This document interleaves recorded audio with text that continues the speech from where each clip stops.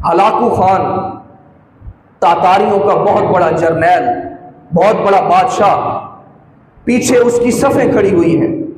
तातारी अपनी सफ़ें बनाकर खड़े हुए हैं और हलाकू खान सबसे आगे घोड़े पर सवार होकर सारी सफ़ों के आगे खड़ा हुआ है और उसके हाथ के अंदर एक गुर्ज है। ये एक हथियार है जो आगे से बहुत मोटा होता है और नीचे से बारीक होता है और दुश्मन के सर पर मारने के काम आता है।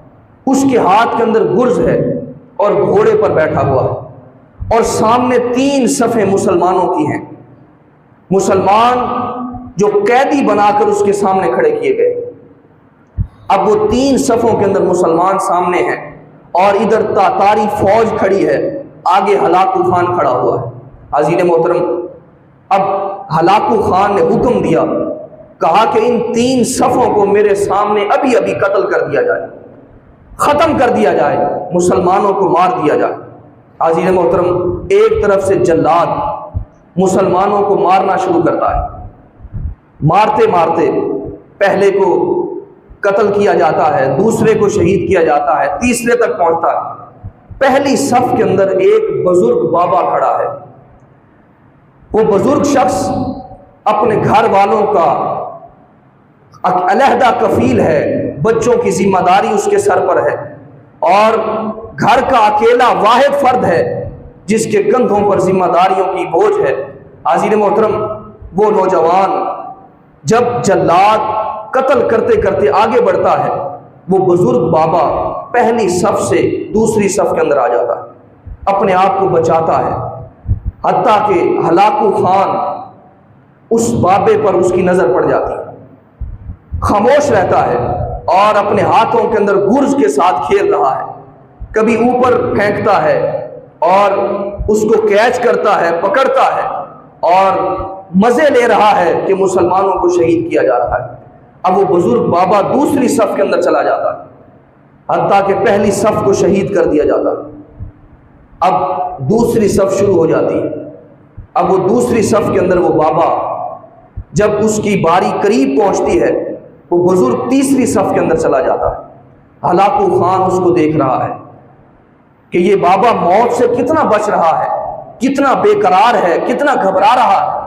हत्ता कि वो तीसरी सफ के अंदर बाबा चला जाता है और दूसरी सफ को भी शहीद कर दिया जाता है। हत्ता कि तीसरी सफ की बारी आती है और शहीद करते करते हत्ता कि उस बाबे की बारी आती है। हलाकू खान कहता है कि रुक जाओ, जल्लाद को हुक्म देता है कि अभी इस बाबे को ना मारा जाए। अब हलाकू खान बाबे से पूछता है, मुझे बता, तू पहली सफ के अंदर था, वहां से मौत से बचकर दूसरी सफ के अंदर आ गया, दूसरी के अंदर आया, फिर मौत से बचने के लिए तीसरी सफ के अंदर आ गया। मुझे बता, अब 3 सफ़ें थी, अब मुझसे बचकर कहां जाएगा? 3 सफ़ें खत्म हो चुकी हैं, अब यहां से भागकर बचकर कहां जाने वाला है? उसने कहा कि मैं पहली सफ से दूसरी सफ के अंदर आया ताकि मैं मौत से बच जाऊं, कुछ मुझे मोहलत मिल जाए। दूसरी से तीसरी में आया, कुछ मुझे मोहलत मिल जाए। उसने कहा, बता अब तुझे कौन बचाएगा? कहा, मेरा उस जात पर यकीन है जो वहदहू ला शरीक है। कहा, मारने वाले से बचाने वाला कहीं बड़ा है, कहीं ताकतवर है और उसकी शान के बराबर कोई नहीं है। ला मिस्ल लहू ला मिसाल लहू, ना उसकी कोई मिसल है ना कोई मिसाल है। हाज़रीन मोहतरम, जब हलाकू खान ने ये जुमले सुने, उसने तकब्बुर के अंदर कहा वो रब कैसे बचाएगा तुझे? अब जब उसकी जुबान से ये जुमला निकलना था और गुर्ज के साथ वो खेल रहा है, गुर्ज को जब उसने उछाला, वो गुर्ज आगे की तरफ गिरा और जमीन पर गिरने लगा। वो घोड़े से आगे बढ़कर उसने वो गुर्ज को पकड़ना चाहा। चाबक दस्त है, नौजवान है, कड़ियल जवान है, होशियार है, आगे बढ़कर कि जमीन पर उस हथियार को गिरने से पहले कैच कर लूं, पकड़ लूं, मगर किस्मत जब जमीन पर वो गिरने से पहले पकड़ना चाहता है, हत्ता कि उसका पांव फिसल जाता है और एक पांव उसका रिकाब के अंदर फंस जाता है और वो जमीन पर धड़ाम गिर जाता है। जब जमीन पर गिरता है और एक पांव रिकाब के अंदर फंसता है, और घोड़ा जो कड़ियल ताकतवर है, तवाना है, घोड़ा डर जाता है। जब घोड़ा डरता है तो घोड़ा वहां से दौड़ लगा देता है। जब दौड़ लगाता है, वो हलाकू खान जो मुसलमानों को शहीद कर रहा है और तकब्बुर आमेज लहजे के अंदर अल्लाह की ताकत को ललकार रहा है, जब घोड़ा दौड़ता है तो उसका पांव उस रिकाब के अंदर फंसा होता है और घोड़ा तेज रफ्तारी से भागता चला जाता है। हलाकू खान घिसता घिसता हत्ता के पहाड़ों के अंदर चला जाता है और घोड़ा कहीं पर रुक नहीं रहा, हत्ता के भाग रहा है और हलाकू खान का सर पत्थरों से कुचल दिया जाता है। उस घोड़े के भागने की वजह से हलाकू खान का सर कुचला जाता है। अज़ीज़ मोहतरम, जितने बड़े बादशाह हुए, अल्लाह रब्बुल इज्जत की ताकत उससे बढ़कर है। आज अगर किसी पर जुल्म किया जाए, किसी का हक गस्ब किया जाए, तो ये पेशे नजर होना चाहिए कि एक वक्त आने वाला है जब अल्लाह रब्बुल इज्जत के हुजूर इंसान को पेश किया जाए। हर आमाल का अल्लाह के हुजूर हिसाब देना पड़ेगा। अज़ीज़ मोहतरम, अल्लाह रब्बुल इज्जत कुरान मुकद्दस के अंदर फरमाता है कि जब मीज़ान अमल को लाया जाएगा, तराजू को लाया जाएगा, तो उस वक्त जब किताब खोली जाएगी और इंसान के नामा अमाल को सामने रखा जाएगा, इंसान कहेगा, हाय ये कैसी किताब है जिसने एक एक चीज को यहां पर दर्ज कर दिया है। हजरत फारूक आजम रजी अल्लाह तआला अन्हु, आप भरे दरबार के अंदर बैठे हैं, एक शख्स दरबार के अंदर आता है और आकर कहता है, या उमर ला तंसा मौतक, उमर अपनी मौत से डर जा, अपनी मौत को कभी ना भूलना। हजरत फारूक आजम रजी अल्लाह तआला अन्हु वो अजीम और मर्तबत हस्ती हैं कि जिनको आका करीम अलैहिस्सलाम ने दुनिया के अंदर जन्नती होने की बिशारत अता फरमाई।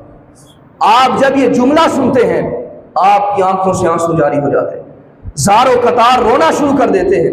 अज़ीज़ मोहतरम, हजरत उमर उस नौजवान को बुलाते हैं और उसे कहते हैं, नौजवान, मुझसे पूरे महीने का मुशाहरा ले लिया कर, तनख्वाह ले लिया कर, जरा रोजाना आ जाया कर और मुझे मौत को याद करवा दिया कर।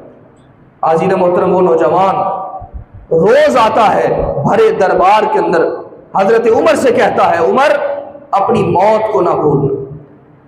हजरत उमर रज़ी अल्लाह तआला अन्हु रोजाना आपके पास वो शख्स आता है, मौत को याद दहानी करवाता है, तज़कीरे मौत करता है। एक दिन हजरत उमर रज़ी अल्लाह तआला अन्हु, आपने उसका मुशाहरा उसके हाथ के अंदर दिया और फरमाया कि आज के बाद मेरे दरबार के अंदर दोबारा ना आना, दोबारा मौत याद करवाने के लिए ना आना। उसने कहा, अमीरुल मोमिनीन, क्या मुझसे कोई गुस्ताखी हो गई है? क्या मैंने कोई गुनाह सरजद कर दिया है या कोई और किसी शख्स को आपने मुंतखब कर दिया है? हजरत उमर रज़ी अल्लाह तआला अन्हु, आपने अपनी दाढ़ी को पकड़ा और उसमें से एक बाल को अलग किया जो सफेद हो चुका। हजरत उमर फरमाने लगे कि अब मेरी दाढ़ी के अंदर एक बाल सफेद हो चुका, लिहाजा अब मुझे ये ही बताता रहेगा, मेरे घर के अंदर कासिद आ गया है और मुझे मौत की याद दहानी करवाता रहेगा। अज़ीज़ मोहतरम, आज पूरी पूरी दाढ़ियां भी सफेद हो जाएं मगर वो अल्लाह का खौफ सीनों के अंदर मौजूद नहीं है। मियाँ मोहम्मद बख्श रहमतुल्लाह अलैह बोले कि हड्डियां कंबन, गोडे खड़कन ते उड़ गया लक तेरा, हड्डियां कंबन, गोडे खड़कन ते उड़ गया लक तेरा, हजे भी बदियों बाज ना आयो, जियो मरद दिलेरा।